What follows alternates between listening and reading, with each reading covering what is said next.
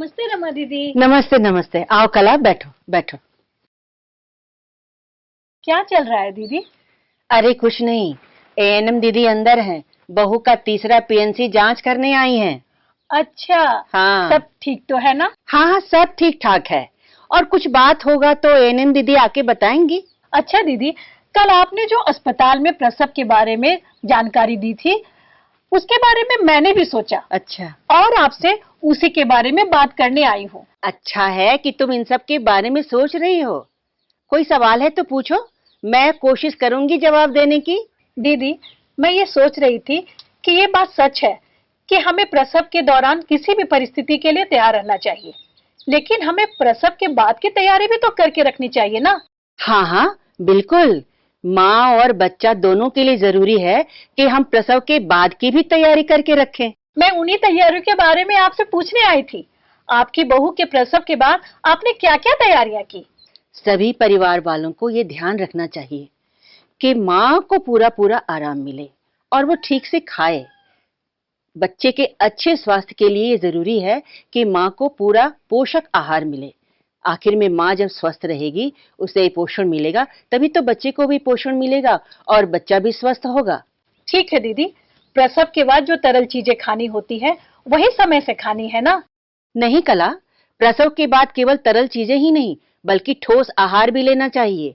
ये सब इधर उधर की बातें हैं कि केवल तरल खाना ही खाना चाहिए। तुम इन सब बातों पर बिल्कुल ध्यान मत दो। हाँ, ये तो एकदम सच बात बोली आपने दीदी। अगर हम सिर्फ फलों की रसी पीते रहेंगे और कुछ खाएंगे नहीं तो ताकत कहाँ से मिलेगी? मैं तो अपनी बहू को प्रसव के बाद सिर्फ पोषक खाना ही दूंगी, जैसे हरी सब्जी, रोटी, चावल, दाल इत्यादि, ताकि उसको पूरा पोषण मिले। नमस्ते दीदी। आइए दीदी, बैठिए। सब ठीक ठाक है ना दीदी? हाँ हाँ, माँ बच्चा एकदम स्वस्थ है, बिल्कुल निश्चिंत रहिए आप। और जितनी अच्छी तरह अभी तक आपने उन दोनों की देखभाल की, आगे भी ध्यान रखिएगा। हाँ हाँ दीदी, बिल्कुल ख्याल रखूंगी। दीदी, ये कला है और ये भी प्रसव के बाद की जानकारी लेने आई हैं। अब कुछ बातें तो मैंने इनको बता दी है और कुछ बातें आप भी बता दीजिए। बिल्कुल।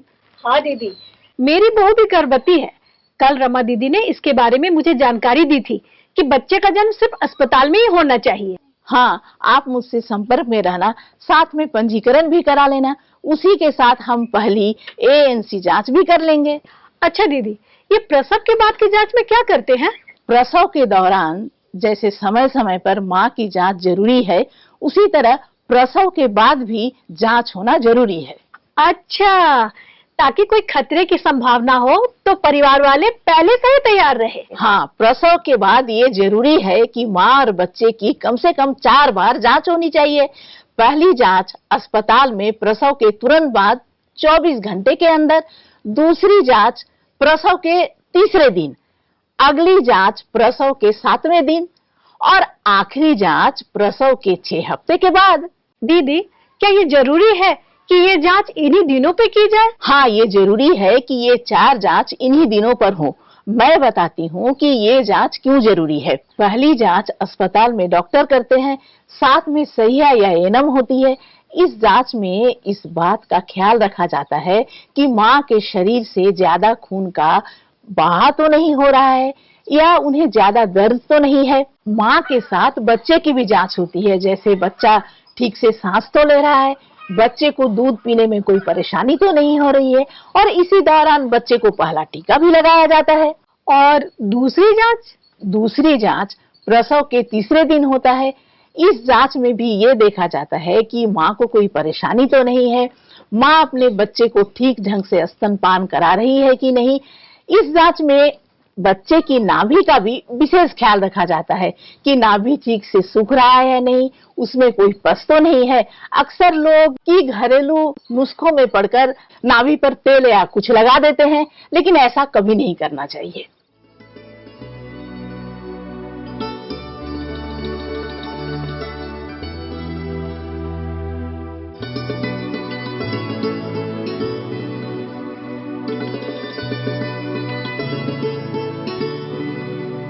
हाँ कला, प्रसव के बाद के कुछ दिन माँ और नवजात बच्चे के लिए बहुत जरूरी होता है।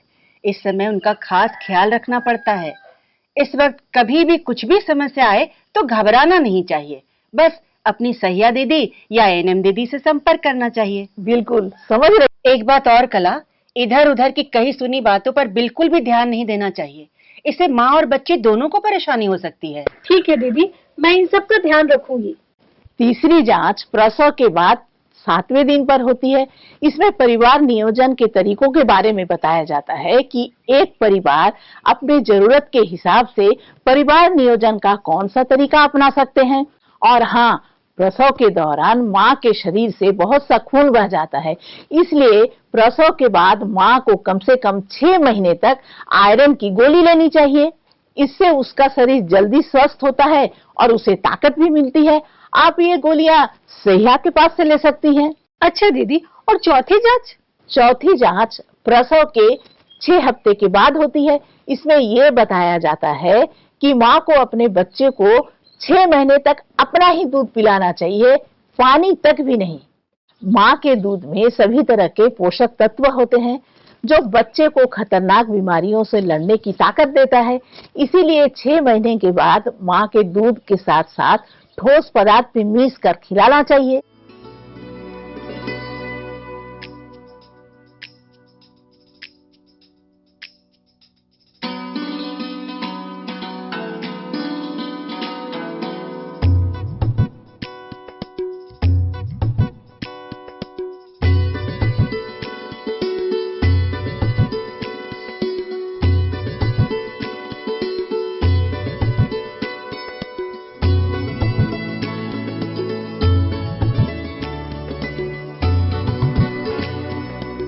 और हाँ कला, इसके साथ ही बच्चे के जन्म का पंजीकरण भी करवा लेना चाहिए पंचायत में, और उसका जन्म प्रमाण पत्र भी बनवा लेना चाहिए। ये कागजात स्कूल के दाखिले के समय में काम आते हैं। और इसके साथ ही कुछ जरूरी बातों पर भी ध्यान देना चाहिए, जैसे अपने आसपास की साफ सफाई पर। और हाँ, हमेशा हाथ धोकर ही खाना बनाना, खाना और खिलाना चाहिए।